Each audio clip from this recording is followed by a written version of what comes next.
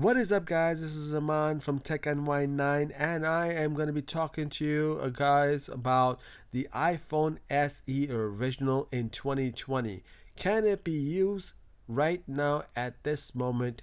Let's find out in this video. Here we go.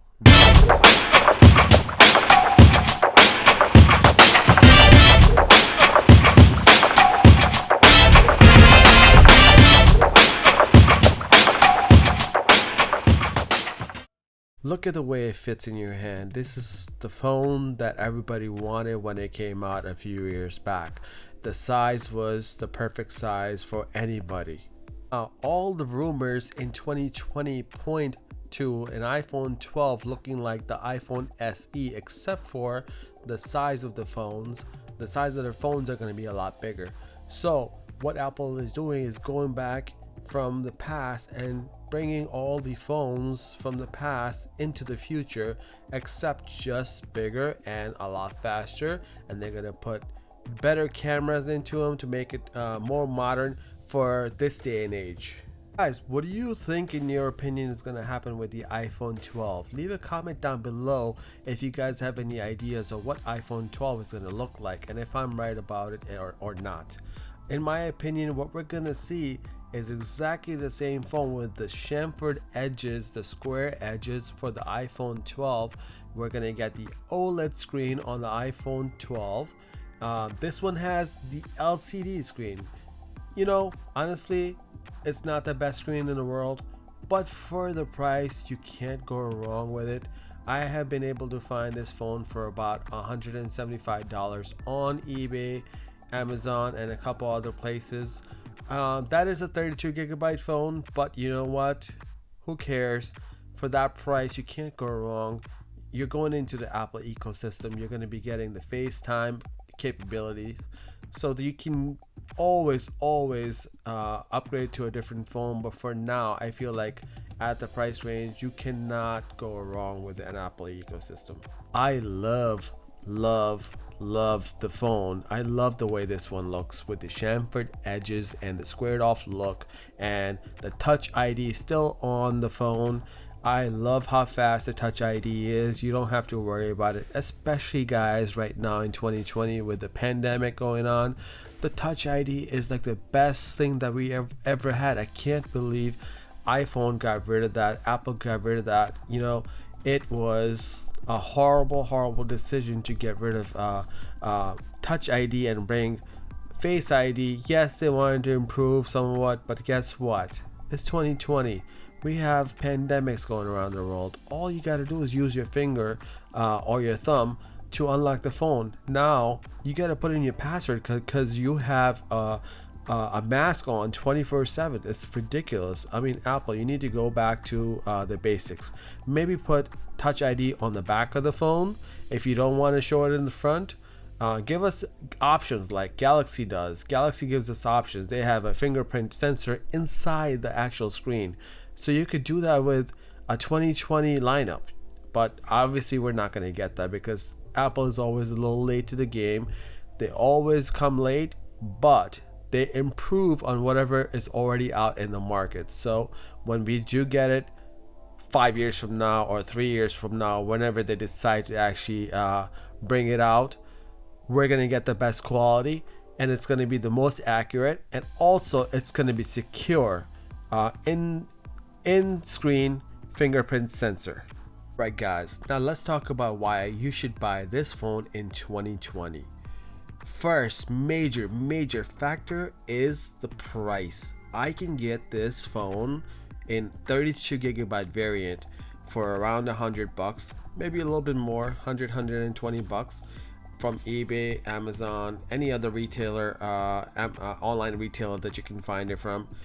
You may even find refurbished phones for a little bit cheaper, but I'm telling you, for that price range, you cannot go wrong with it. You're going into the Apple ecosystem. First off, you're gonna get a phone that has been up to date on the software. It has the latest software. You're not going to have any issues with it. It's still supported up until iOS 14. I feel like when iOS 14 comes, it's possible we don't get that on an iPhone SE original, but you have the latest software on a phone that's about 4 to 5 years old.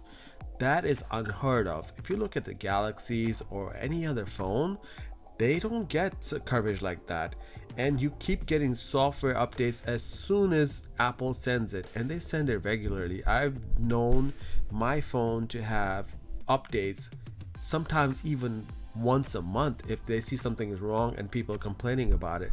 So this is an amazing feature. Now, who do you get this phone for? You get it for somebody that is looking for a cheap phone that is going to be using it for basic work, maybe a work phone, maybe a little bit of play, but not much, because the screen is kind of small, so it's going to be hard to play on this. So it's not really a gaming phone, but I have played a few games on it just to see what it feels like, because it's been so long, and I am a plus guy. I have all iPhones that were the bigger size, so you could get this for your grandma, you can get it for your grandpa.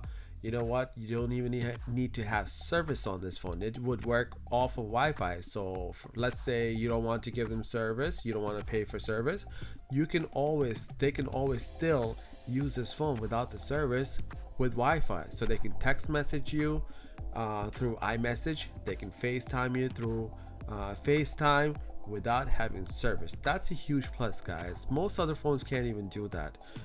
Just to be having that capability alone versus an iPod Touch, I would rather get this.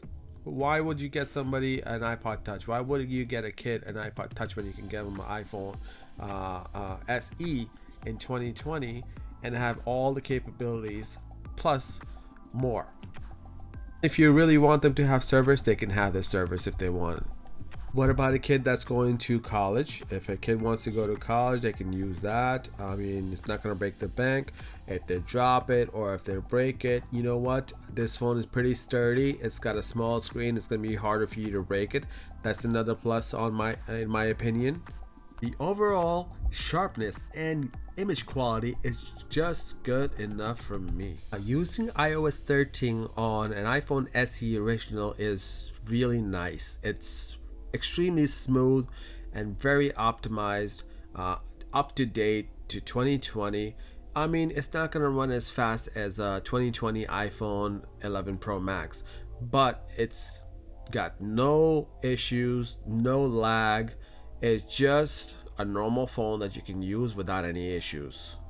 Now, using iOS 13 on an iPhone SE original is really nice because it keeps everything optimized and keeps everything the way it should be, balanced and synchronized with every other phone that they have in the market. iPhones are known for having synchronization throughout the platform.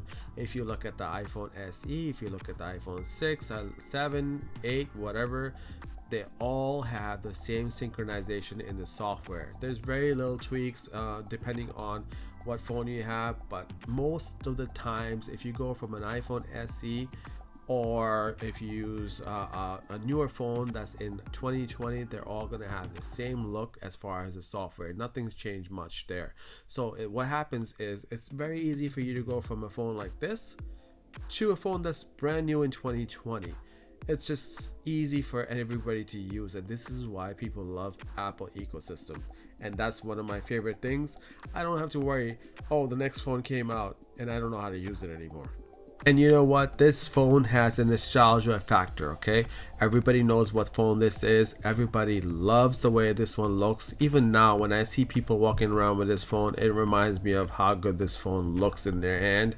And I want to pick up my old phone and I want to try it out again. If you do not watch too much content on this phone, for instance Netflix, Hulu, Amazon Prime, such kind of shows that are widely available right now, this phone is perfect because it has a small screen and it's gonna have a small battery. It has a 2700 milliamp battery, which is a small battery, so it's not really gonna do much as far as lasting the whole day. It'll probably last you 4 to 5 hours, which is good enough, and then you can charge it again if you need to charge it.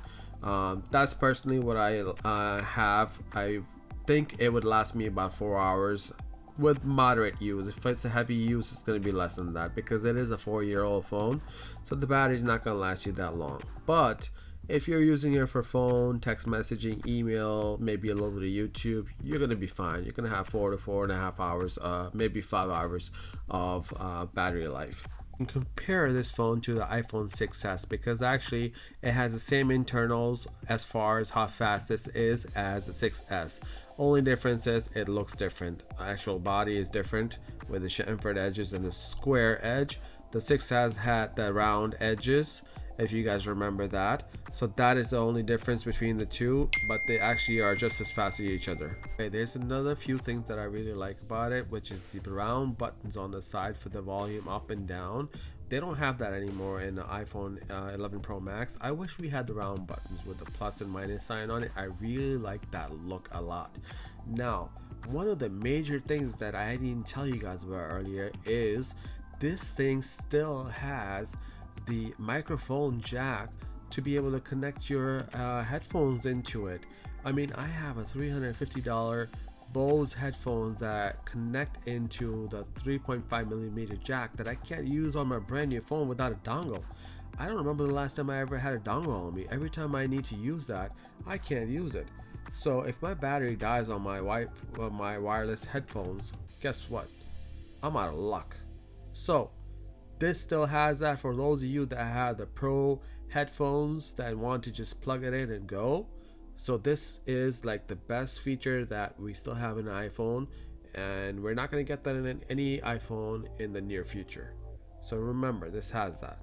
This device is extremely nostalgic to me, and I would love to hear what you guys think about this phone and this review in 2020. Do you guys think that this phone should be used in 2020, or this phone is too old and too slow?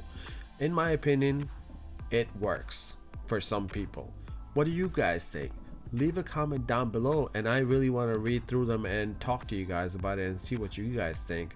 I hope you liked this video, and if you guys did, subscribe to my channel, like, and hit the bell icon. The bell icon really helps you guys follow my next video. I'm gonna have another video coming up very soon in about a week or so, and I'll see you guys in the next one. Stay safe, guys.